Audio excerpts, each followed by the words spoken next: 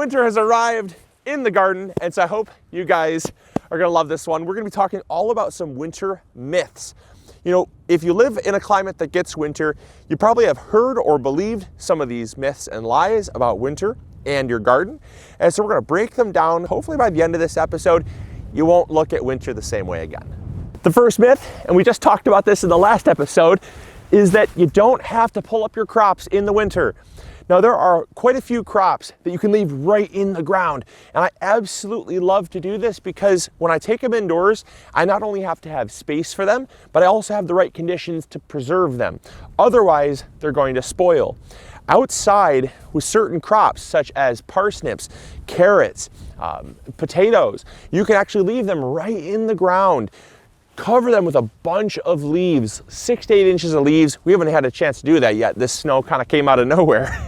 But 6 to 8 inches of leaves, cover them up with a tarp, and then any snow that falls on top, this snow is a wonderful insulator, and it helps to protect the soil and actually keep it slightly warm, much warmer than the outside ambient temperature, allowing you to have essentially soil that stays thawed all winter long. And so you can harvest carrots in the dead of winter, harvest potatoes in the dead of winter.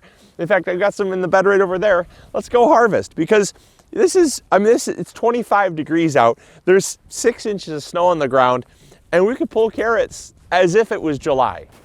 So this bed here had our potatoes in it, and we can take the snow off. Granted, it'd be really helpful and really clean if we just had some leaves on here, because all you do is just pull the leaves back, then they're covered with a tarp so the leaves don't go blowing everywhere, and then the snow sits on top of that.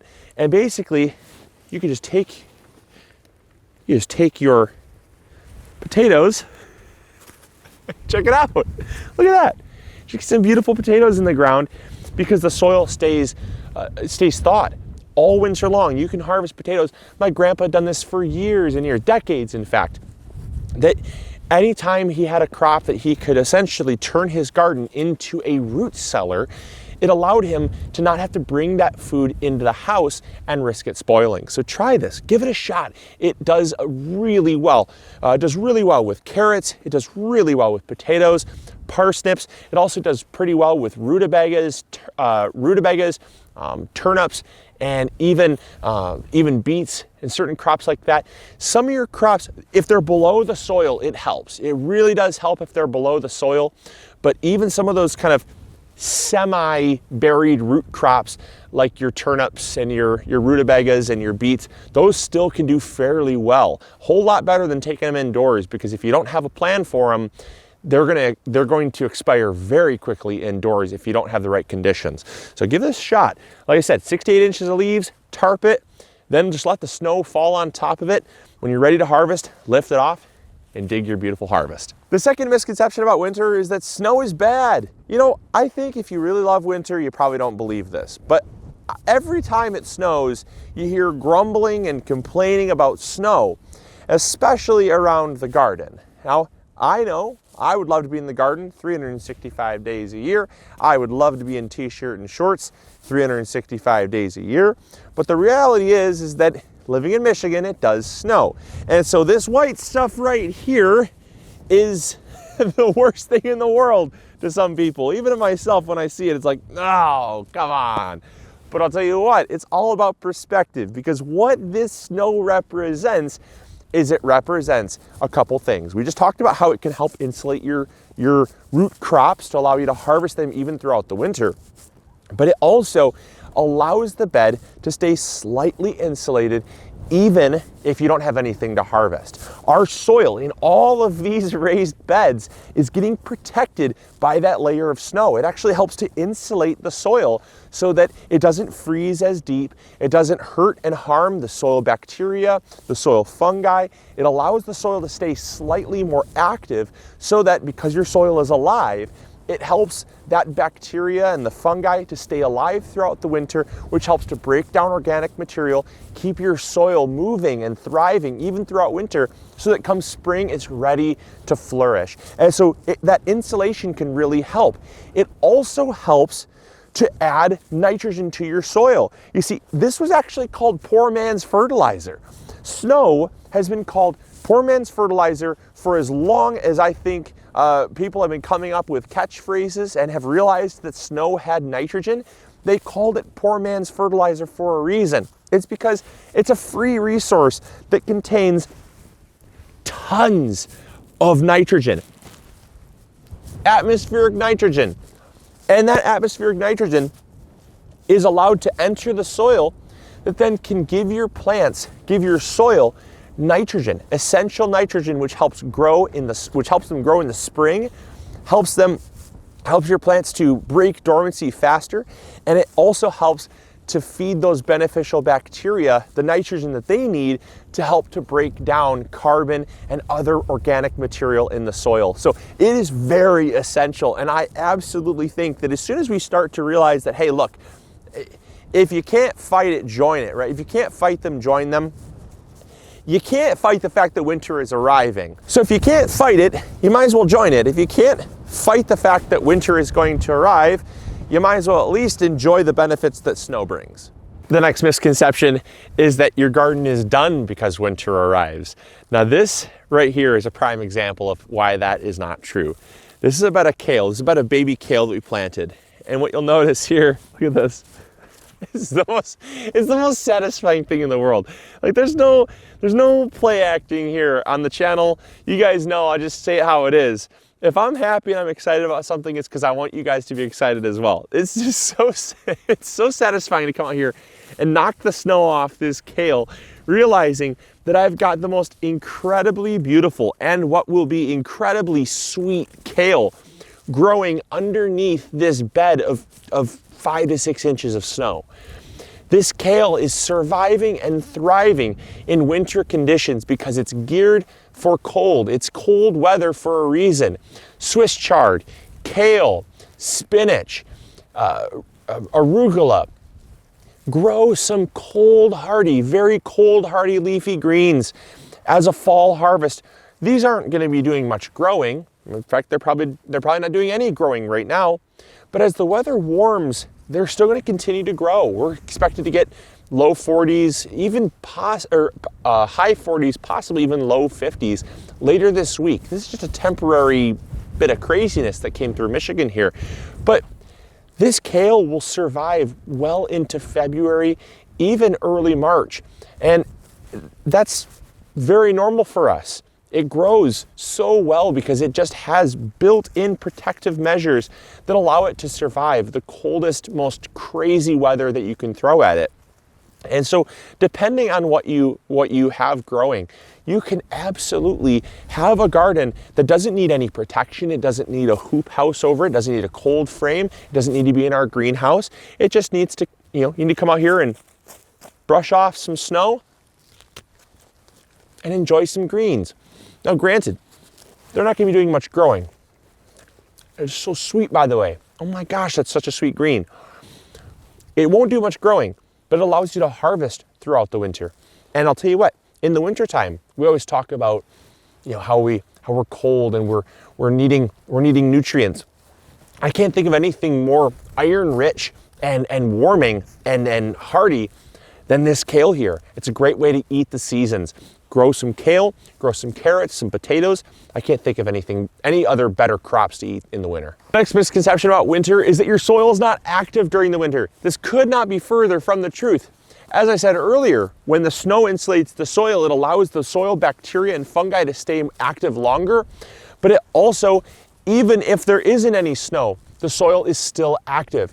What I love to do in the wintertime is to take some of my plants that are maybe a little bigger leaved or they might be a little bit bulky, and rather than compost them in a compost pile, I practice what's called chop and drop. That means I essentially take my plant material, I chop it down, and I lay it flat on the soil as a mulch. That helps to not only cover and protect the soil, but it allows that organic material to break down.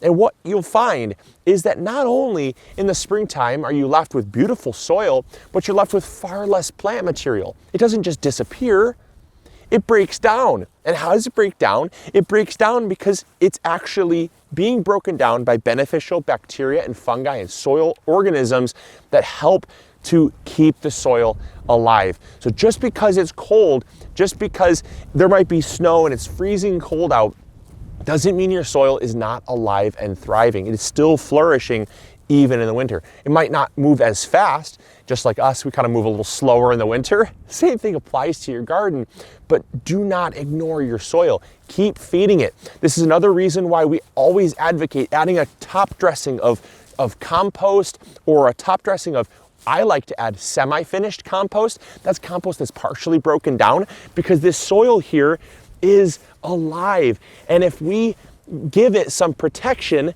this soil here can continue to work and do its magic even well through winter. And lastly, the cold is not your enemy. Same thing with snow. You know, when the cold weather comes, I can't be in a t-shirt and shorts. I absolutely catch myself grumbling as well. But the cold is not your enemy. Why is that? Well, we're out here in our orchard. We got ourselves a 40-acre apple orchard. If you have not been following along, definitely make sure you subscribe and follow along. We have so much amazing stuff happening here on the farm, but nothing hits home more than cold and our fruit trees. Fruit trees specifically have a lot of pests, but you might also have pest pressure when it pertains to aphids. You might have pest pressure when it pertains to whitefly or cabbage moth. Cold weather affects any insect that overwinters.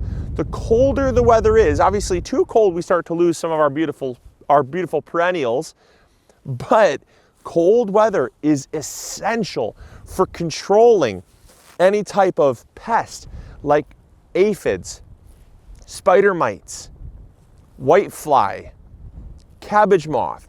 All those pests are regulated by the really cold temperatures. So in my opinion, if winter's going to come, I don't want it to be a mild winter. Mild winters equal tons of pests the next growing season, which ends up being harder for me in a time when I love to be in the garden. I would rather go through a couple months of brutal, 10, 15 degree weather. 10 to 15 degree weather, maybe even 5-degree weather. I don't like to get into the negatives too often. If it gets into the negatives, that's too cold. But I find myself as I get older embracing the things that I would normally complain about, and because we have it. So if you have it, you might as well try to enjoy it and find the silver lining of it. And so the silver lining from the cold is that you have nature's insecticide, and it also can help with nature's fungicide. It also can help control blights and mildews, powdery mildews. It can actually help to control some of those as well. Prime example, and I'll leave you with this. One of the worst one of the coldest winters we had, it was regularly negative temperatures. It was so cold, a lot of farmers lost some of their perennials, orchards had a hard time. That was not great. But what came out of it was there's this really bad fungal disease that affects maples, and it's called maple tar spot.